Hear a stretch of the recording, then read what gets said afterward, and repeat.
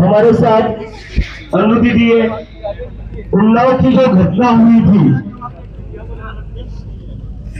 उन्नाव में जो हुआ था, वो अनु दीदी आज हमारे साथ है। तो दीदी कुछ आप लोगों से बात करना चाहती है, दीदी अपनी बात रखना चाहती है। आज भी दीदी के परिवार को तंग किया जा रहा है। उनके जो चाचा, उनको जेल में बंद करके रख दिया है। और जब वो चाचा चाहते कि अपना केस खुद लड़े, बाहर आए, तो उनके अंकल को बाहर नहीं आने दिया जा रहा है। उनके अंकल को अपना केस लड़ने नहीं दिया जा रहा है। आप लोगों को पता है ना क्या हुआ था उन्नाव में?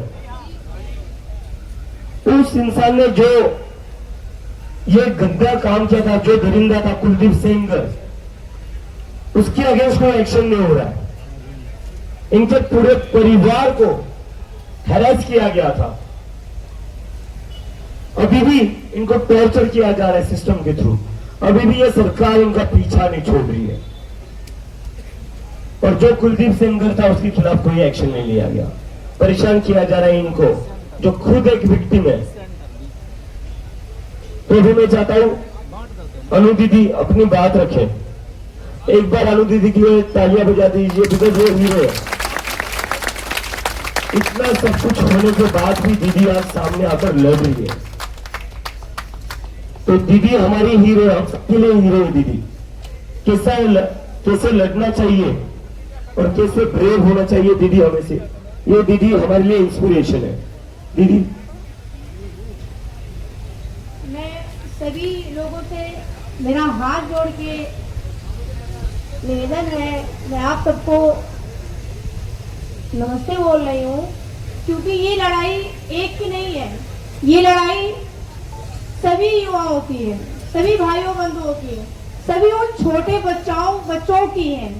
क्योंकि जब सभी लोग एक साथ होंगे, जब ही हमारे बच्चों का जीवन आगे बढ़ेगा और मेरे बच्चे भविष्य में कुछ कर सकते हैं। और मैं तो बराबर करते आ रही हूँ, लड़ रही हूँ, फिर भी मैं ठोकरें खा रही हूँ।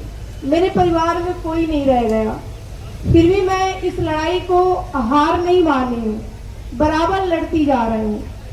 मेरे साथ बहुत जघन्य अपराध हुए। मेरे पिताजी को मार दिया गया, मेरा एक्सीडेंट कराया गया, मेरे उसमें चाची, मौसी और वकील सभी मौसी एक्सपायर हो गई। और मैं उन हालातों से और मौत की जिंदगी से लड़के बाहर आई हूँ, फिर भी अभी भी संघर्ष कर रहे हैं। आने वाले समय में ऐसी सिचुएशन दिख रही है मुझे कि मेरे साथ भी यही होगा और आप लोग सब लोग मेरे साथ होंगे और हमें न्याय भी दिलाएंगे और उस अपराधी दरिंदे को सलाखों के पीछे हमेशा के लिए रख देंगे। धन्यवाद।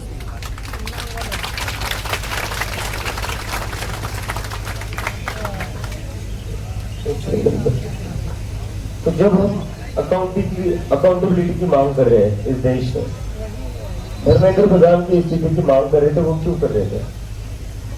इसी चीज के लिए कर रहे थे यार। इनके साथ जो हुआ है, उसके बाद भी जो कुलदीप सेंगर है, उसके खिलाफ एक भी एक्शन नहीं हुआ। वो खुला घूमता है अभी जेल में, लेकिन बाहर आया था ना, वो बेल मिलती रहती है उसे। कुलदीप सेंगर जो है, उसको बेल मिलती रहती है, वो बाहर आते रहता है। लेकिन उनके जो चाचा, उनको ना बेल मिल रही है, ना भाई का क्रियाक्रम करने के लिए भी बाहर नहीं आने दिया गया।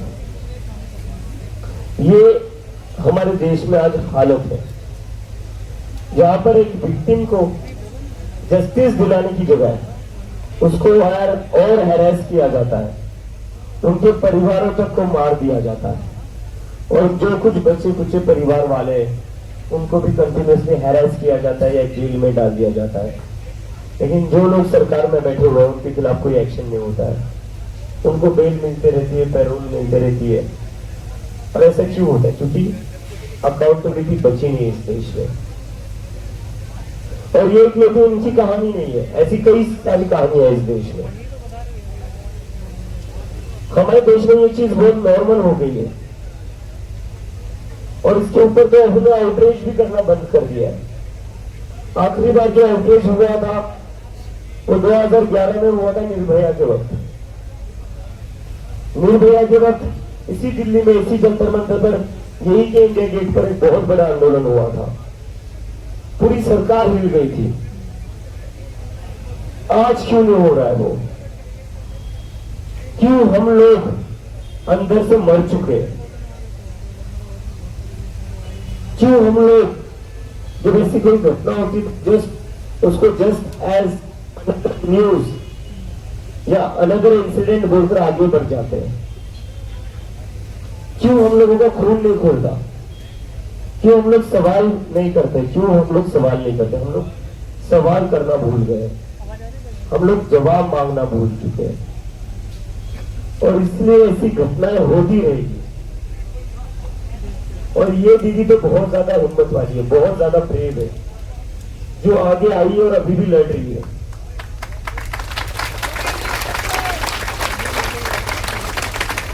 लेकिन इस देश में ऐसी कितनी सारी और लड़कियां होंगी, कितनी और सारी बहनें होंगी, बेटियां होंगी जो आगे नहीं आ सकती है। और वो आगे क्यों नहीं आती है? वो आगे इसलिए नहीं आती है क्योंकि उनको लगता है कि समाज उनको किस नजरों से देखेगा। उनके मन में ये डर क्यों है?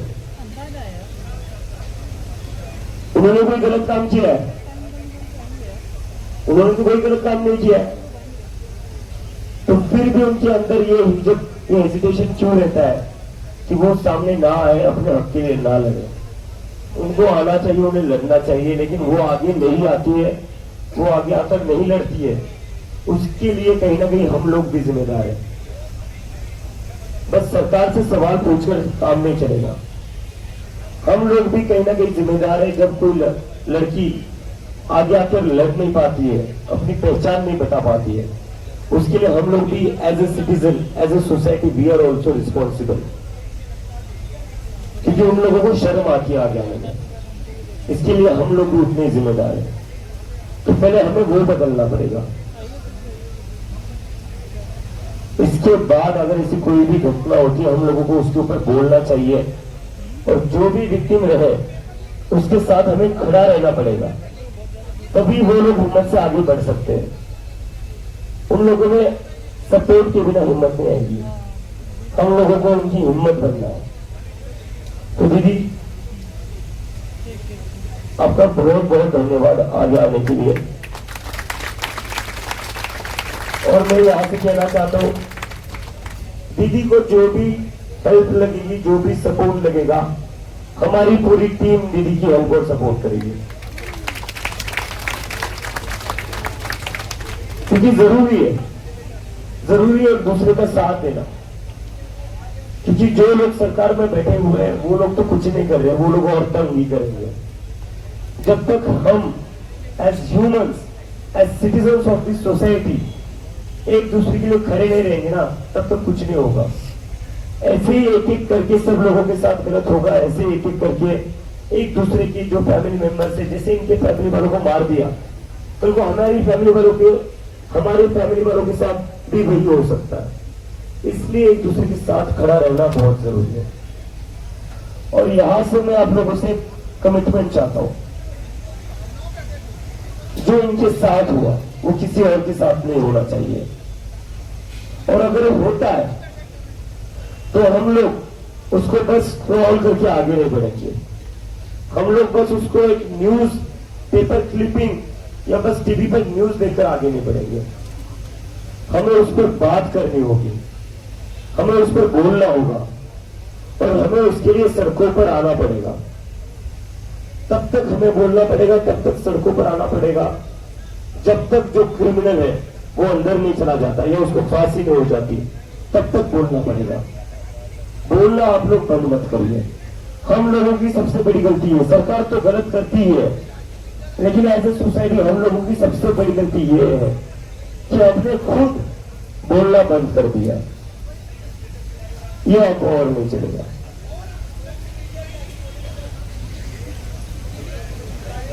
तो एक बार सारे लोग दीदी के लिए तालियां बजा दीजिए। She is our hero. ये इंस्पिरेशन है सभी के लिए, ये मेरे लिए भी इंस्पिरेशन है, ये आप लोगों के लिए इंस्पिरेशन है। बहुत हिम्मत लगती है सामने आने में, लड़ने में। जो हुआ है, फैमिली वालों को मारा गया है, उसके बाद भी आगे आकर अपनी बात रखने में और फिर से लड़ने में बहुत हिम्मत लगती है। तो दीदी भी सैल्यूट यू। और उसके बाद आपके लिए जो भी हेल्प लगेगी, सपोर्ट लगेगा, हम हमेशा आपके साथ खड़े रहेंगे। सर, आप कुछ कहना चाहेंगे? हम तुम्हारे साथ हैं। दीदी तुम संघर्ष करो, हम तुम्हारे साथ हैं। दीदी तुम संघर्ष करो, हम तुम्हारे साथ हैं। बहुत बहुत